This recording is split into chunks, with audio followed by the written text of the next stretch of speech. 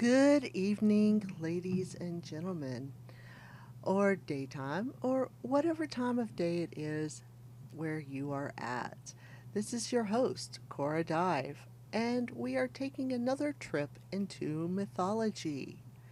This time we will be looking at Lugalbanda, the Littlest Prince. Please bring it up on your screen if you have not already, and prepare yourself. Let's begin. We have a cast of Lugalbanda, who is a young prince, brothers 1, 2, 3, 4, 5, 6, and 7, all of them being Lugalbanda's older brothers. In Merkar, the king of Uruk, Inanna, who is a fickle goddess, Anzu, a giant winged creature, Chick, who is a baby creature, and Irma Lulu, who is a strange creature. Now, Uruk was the mightiest city for miles around, and King Enmerkar was its powerful ruler.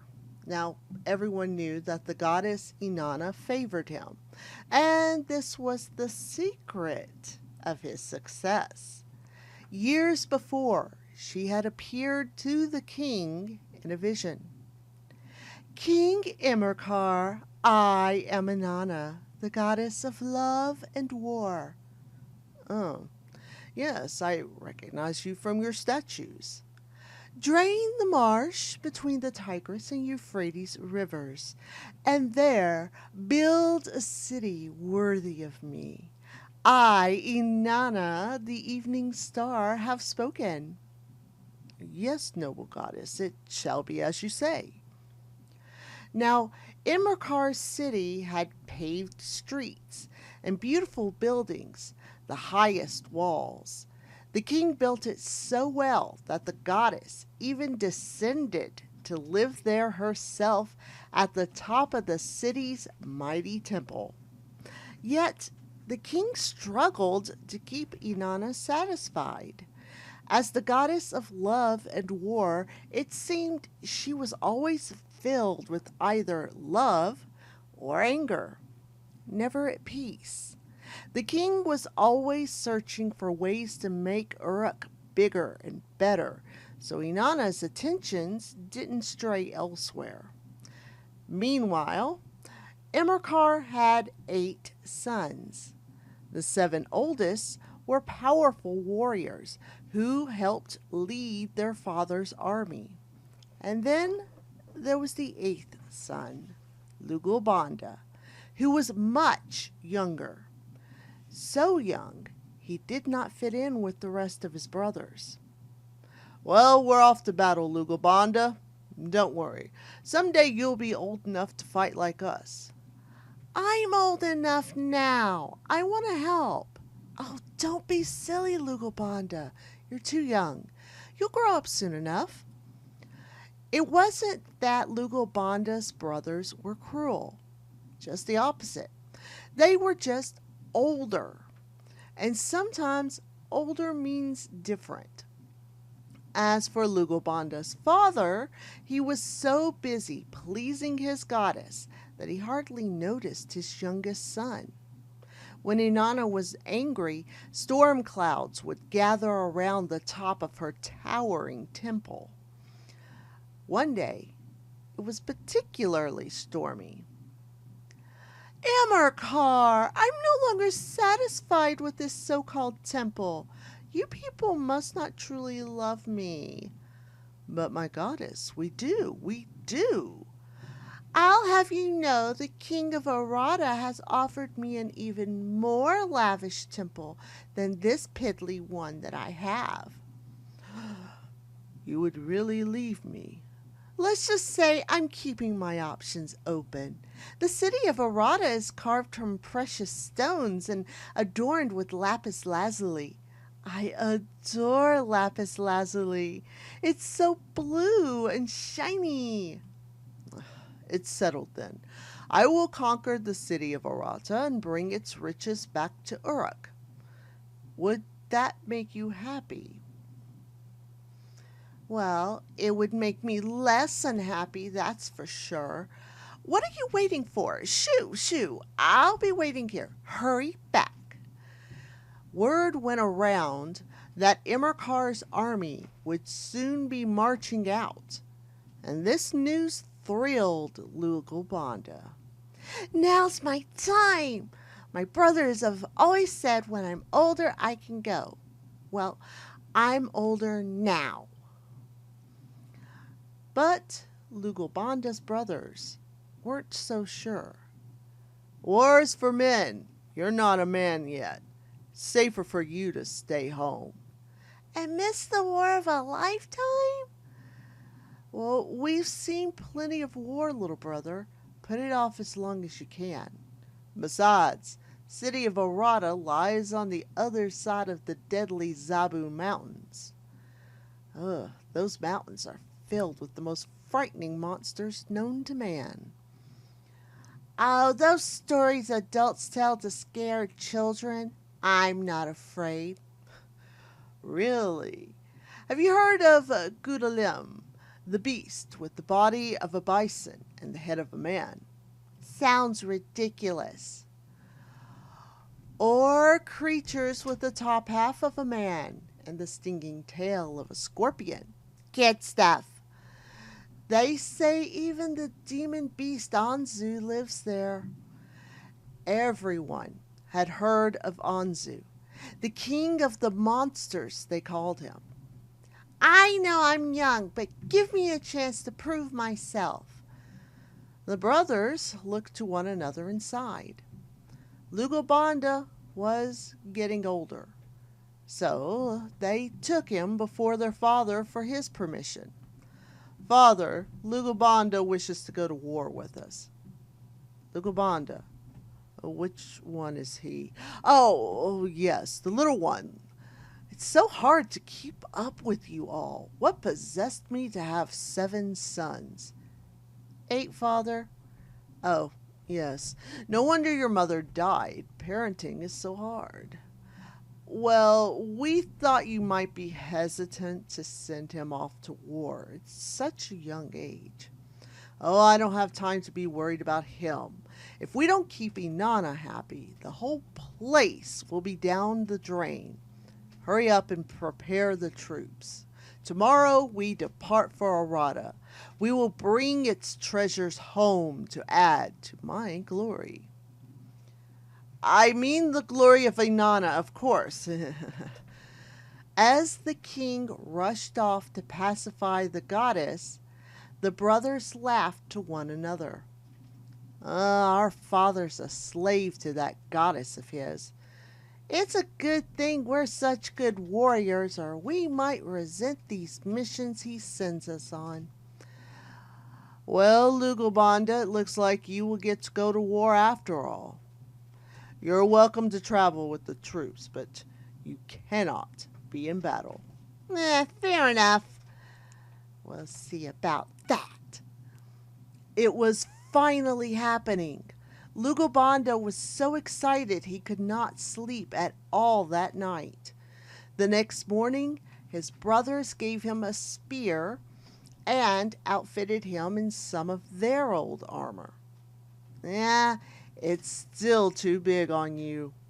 Who knows? Maybe I'll grow into it before we reach Arata.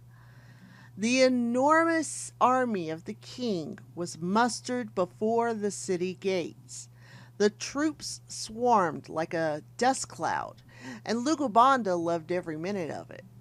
The flashing armor, the stamping feet, the brandished spears. His brothers led the troops out with grace and dignity. This is the best day of my life! Standing upon the city walls, King Inmerkar addressed his troops. Men, I would like to speak a few words before we depart. Today is a momentous day. But just then, thunder came rumbling down from the top of Inanna's temple. I'm not getting any younger. Yes, my goddess. Impossible woman, I don't even get to make an inspirational speech. The spirits of the soldiers were high as they departed Uruk, but 3 days later they neared the Zabu Mountains, which all the men knew were home to monsters. Courage, men, I know these mountains are filled with man-eating monsters that could flay the flesh from your bones, or incinerate you with their fiery breath, or suck out your soul. Father! Oh, right. But remember, men, through these mountains is the only way to Arata, whose city is so heavily fortified it will take us weeks, no months, to break through with heavy casualties. Father! But remember the noble cause for which we fight, the glory of our beloved goddess. As they headed into the foreboding mountains, Lugalbanda's brothers warned him again. Pay extra care as we enter these mountains. They're cursed. I fear nothing, just like you, my brothers. Fear and respect are two different things. These mountains are the home of Anzu, the king of the demon beasts. The gods once entrusted him to guard the tablets of destiny, but he stole them for himself. Took a great hero to defeat him and win those tablets back. Then the gods banished him into these mountains, and evil monsters of all kind are drawn to him. It seemed that, as they climbed higher into the mountains, that a perceptible gloom hung in the air. Mist covered the ground, and only foul-looking vegetation grew there. Then, suddenly, a shadow passed over the sun. Get down! Something large and black was soaring overhead. Its long tail extended behind it. Hatsu. When the shadow had passed, the troops resumed their climb. Ever since they had entered the mountains, Lugalbanda had not felt well. He told himself it was just nerves, but his mouth was dry and his stomach cramped. Not now. This is my first mission. Soon sweat poured from his brow, and he was forced to lean against a rock to catch his breath. What is it? Nothing. He waved his brothers off and pressed on. But then, after taking just a few more steps, he collapsed. Brothers, come quickly! His brothers realized a deadly sickness had taken Lugalbanda. His forehead was searing hot, and his eyes were cloudy. What's the matter? We can't halt the army just for a boy, especially not in these hills. Father, he's sick. I realize that, but Inanna will kill me if I don't conquer Arata soon. The brothers carried Lugalbanda into one of the caves that dotted the bleak landscape and dabbed his forehead with a damp rag. The 7 fearsome warriors became as tender as nursemaids as they cared for their brother. Well, what can we do? We can't take him back home. He's too sick to travel. I'm sorry. I'm so sorry. The army halted its progress for a whole day as the brothers tended Lugalbanda. In spite of their care, he seemed to be slipping away from the land of the living. I'm afraid he'll soon die. This is our fault. We should have never let him come. He was too young. Lugalbanda was unresponsive, and his breaths grew shallower and shallower. Well, We're putting the whole army at risk if we stay any longer. We must move on. You mean leave Lugalbanda behind? Either the gods will save him or they'll take him to the next life. They shed tears as they left their brother behind. But just in case he survived, they left him provisions: meat, cheese, bread, butter, hard-boiled eggs, water, and wine. They also left him with a dagger of iron and an axe of tin. Then the army marched on, leaving Lugalbanda alone on the mountain of monsters. Lugalbanda lay as dead in the cool mountain cave for 2 whole days. Then on the night of the 3rd, he awoke in a cold sweat. Brothers? The boy realized he was all alone. Fear and darkness surrounded him, but he was so weak that he could not rise, even if he wanted to. So the boy did all he knew to do. Shamash, son of the god, heal me. Let me see your rays once again. The last rays of the sun were just leaving the sky. But the sun god Shamash heard the boy and kept him from dying. Far away, Lugalbanda saw the evening star forming in the sky. It was the form of Inanna. Inanna, Shamash has spared my life. Please return my strength to me. The star seemed to twinkle at him. Then the moon rose. Nana, goddess of the moon, keep me warm tonight in this strange place. And the goddess did. The next morning, Lugalbanda found the strength to rise, and he discovered the provisions his brothers had left for him. I will return to them, but first I must make it through these deadly mountains. Lugalbanda departed the cave and struggled through the mountains. Once again, night began to fall, and fear and hunger seized him. Stay calm. Now, what would my brothers do? He struck flint and made a fire. He heated a rock and then warmed his bread upon it. Yellow eyes appeared in the darkness, and he heard far away howling, but the fire kept the beasts at bay. The next day, as Lugalbanda picked his way among the rocky peaks like a wild horse, he suddenly froze. A monster was blocking the path ahead. It was a creature with the bottom half of a lion and the top half of a man, with an amused smile on his face. A monster! Hey, words are hurtful, you know. What do you want from me? Well, isn't it obvious? I want what all monsters want. I want to eat you. I saw those bigger humans left you behind. Thought I'd wait around and pick you off after they left. What are you? A man cat? A cat man? I am Irma Lulu. Very deadly. The monster lowered itself onto its haunches and crossed its paws. My brothers left me here. They thought I'm going to stop you right there. Not good to get too friendly with your food. Makes me feel conflicted. But you started a conversation.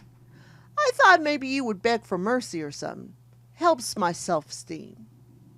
I apologize, Irma. Oh, don't call me that. Sounds so girly. Ugh. Okay, how about Lulu? Irma it is.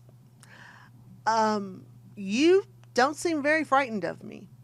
Well, when you've glimpsed Anzu, every other monster pales in comparison.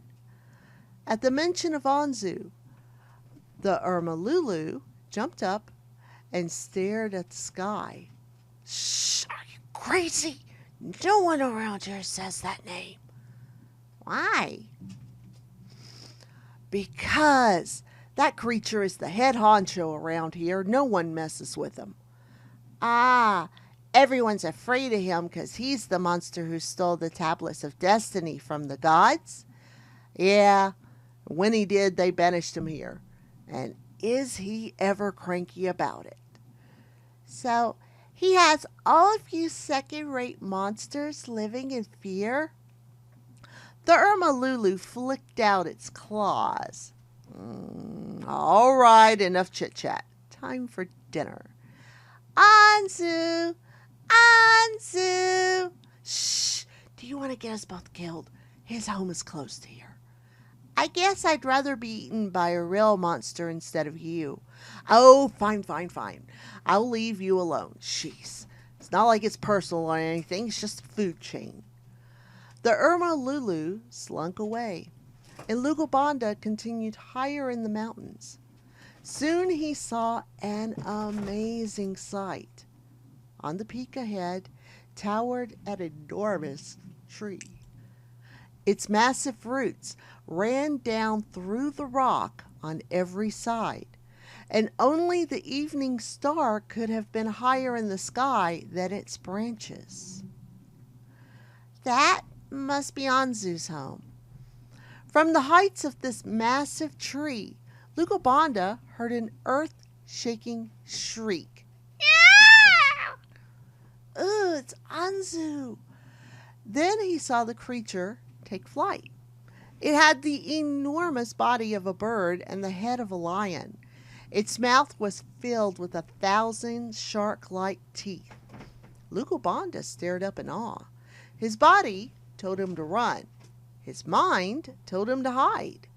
But his courage told him to stand his ground.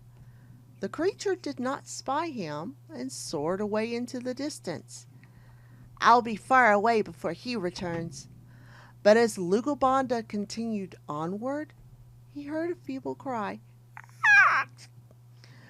Fallen among the rocks was a little chick with the head of a lion cub. Its little bird body was bruised. It's Anzu's chick. It must have fallen from its high nest. When the chick cub saw Lugalbanda, it turned and hissed. Lugalbanda took a timid step toward the chick cub. I wouldn't do that if I were you. Looking up in shock, Lugalbanda saw the Irma Lulu reclining on a nearby boulder. You again? This is one of Anzu's chicks. It's tried to fly on its own and it landed here. It's lost. Exactly. That's why you need to just keep walking. But it looks hurt. It'll die out here. Well, what do you care? It's a monster. It may be a monster, but it's still worthy of mercy. I know. That's why I was going to carry it off and eat it before anyone finds it. Do you always pick off the smallest and weakest? You're horrible. Yeah, what part of monster is confusing to you? Lugalbanda stepped toward the chick cub, his hands outstretched to show the chick he meant no harm. Hey, little guy, I know what it's like to be so far away from home. Oh, brother, what are you going to do? Reunite that thing with its mummy and daddy? Then to thank you, they'll rip you to shreds? So what? It's the right thing to do. Noble little human. The Anzu cub did not want Lugalbanda to touch it, but he tempted it with a bit of meat. It gobbled down the meat greedily and then began to lick his hand for more. Well, now you like me, don't ya? He tied his cloak into a sling and passed the chick cub inside. Then he headed for the massive roots of the towering tree. They're going to kill you. You might as well stay here and let me eat you. Oh, we'll see. That creature is a thief who stole from the gods. Do you think he'll have any mercy on you? Well, maybe he learned his lesson. Monsters don't learn lessons, crazy human. This I have to see. Lugalbanda reached the tree's trunk and started to climb. Don't worry, little guy. I'll have you home soon. The height of the tree made Lugalbanda dizzy, but he continued his climb.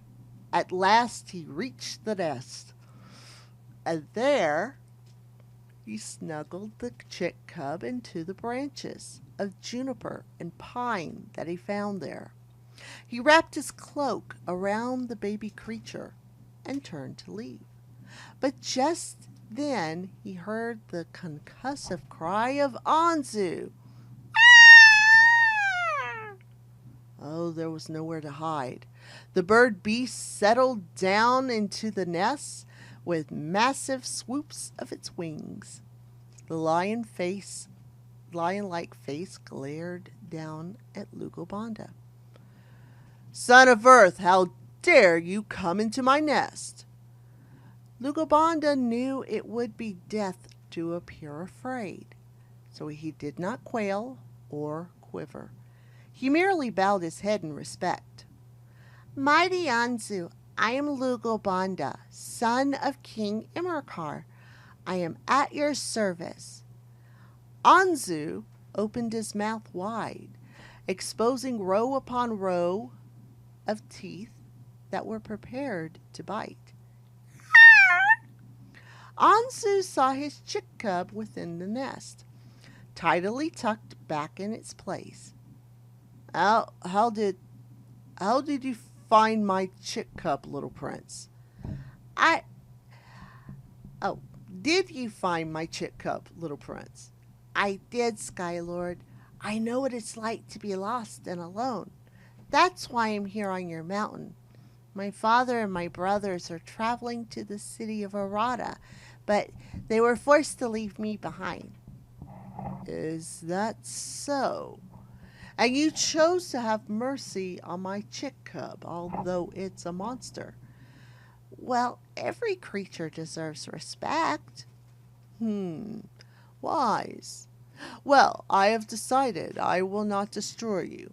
In fact, I must give you a gift for saving my chick cub. I have all the powers of a god, you know. So, what will it be? Fame, riches, all-consuming power? No, thank you. I don't need any of that. Good answer. That was actually a test. All of those things will only bring you heartache. I should know. I stole the tablets of destiny from the gods, and because of that I've been banished here, living in these desolate mountains with my fellow monsters. So I've heard. All I really want is to be able to help my brothers. Then I shall give you what you need most, speed. I will give you the power to run like the wind. Really? How wonderful. But you must keep this skill a secret. Tell no one that you have it, or it will leave you. I won't. Your brothers and their warriors are having a trying time taking the city of Arata. The walls of that city are high, and the people there are brave warriors. Not to mention, the monsters of these mountains have been attacking your brothers and their troops. Oh no! But you can go help them. I'm certain you can help them, little prince. Today you've taught even me a lesson. Even the smallest of people can do mighty things. Lugalbanda bowed before the colossal creature. As he turned to go, the chick cub came forward to nuzzle up against him one last time. Farewell, little prince. Anzu summoned a breeze, which carried Lugalbanda gently back down toward the earth. As the boy descended toward the base of the tree, he saw the Ermalulu standing before a group of his fellow monsters, a scorpion woman, a six-headed ram, and a bison with the head of a man. Look, Yak Breath, I'm telling you the truth. This human kid just picked up the chick and headed up the tree. 10 to 1 Anzu's feeding him to his chick right now. Lugalbanda alighted on the ground. I've returned. Uh, oh, oh, cubing your back. So I see his feathered majesty decided not to kill you. Good news. That means we can eat you now. Wrong again. Oh, really? The three monsters lunged for the boy, but Lugalbanda kicked his feet into motion, and he sped away with all the blazing speed of the wind. Huh. Little booger has some speed on him, doesn't he? As Lugalbanda sped through the mountains, many monsters sprang out to end his life, but he passed them all by in the blink of an eye. Finally, he reached the far side of the mountains, and the city of Arata appeared in the valley, his father's army surrounding it. The sight of the city glittering with blue stone took Lugalbanda's breath away. It really is beautiful. When Lugalbanda appeared within the war camp, his brothers couldn't believe it. Little brother, you survived. How did you ever make it past all those monsters we had to fight our way through? I guess when you're little, the big things of the world pay you no mind. How's the battle going? Not good, I'm afraid. People of Arata are safe behind their walls, plus Inanna has removed her support from the battle. She's furious the war is taking so long. Father's going to send a messenger back to Uruk to beg her to help us. Let me go. You? It's too dangerous. Please, I know I can do it. I'll be fast, and I'll be back before you know it. The troops are failing. We won't last much longer. Trust me, brothers. I can do it. The brothers conversed with one another. Well, he did survive in the mountain of the monsters. Maybe he can do it. So they agreed to give Lugalbanda a chance. He walked out of camp at a normal speed, but once he was out of their sight, he sped away. Back over the mountains he raced, all the way to the tall temple of Uruk. He found the goddess Inanna lounging upon her throne. Who are you, and what are you doing here? I am Lugalbanda. King Imerkar needs your help. Lugal, what now? I'm the youngest prince of Uruk. I prayed to you, and you saved my life. Yeah, the little one. It was a great act of mercy, especially for a goddess such as you. Hey, I'm demanding, not heartless. I've come to tell you that my father's troops are going to fail if you don't give them your aid. Well, good. I'm irritated. I wanted that city destroyed by now. It's taking forever. Is there not a better way? Does Arata have to be destroyed? Well, how else am I going to get my precious jewels? Couldn't you trade? You're not suggesting that I share, are you? I'm not so big on sharing. Uruk already honors you as its goddess. But if you spared Arata and made them Uruk's ally, they would honor you too. That's double the glory. The goddess's eyes flashed. 2 cities to honor me. Why didn't I think of that? In fact, let's just say I did. What a smart goddess I am. So you'll help my father and his army? Fine. Tell them they must fish in the river near Arata for a sacred fish. If they eat of its meat, it'll give them the strength to defeat Arata. I'll tell you how to craft a magic bucket that'll catch it. Wonderful! But listen, tell the king he cannot destroy Arata. And make sure you tell them it was my idea to spare it, because it was. Of course. Lugalbanda raced back to Arata and delivered this message. Once the troops had eaten of the magical fish, they gained incredible strength. The city of Arata was defeated, but not destroyed. Trade was established between Arata and Uruk, and, more importantly, peace. You have saved the day, little brother. As the army marched home in triumph, Lugalbanda looked heavenward. Against the brightness of the sky, he saw the flying form of Anzu, followed by the shadow of its cub.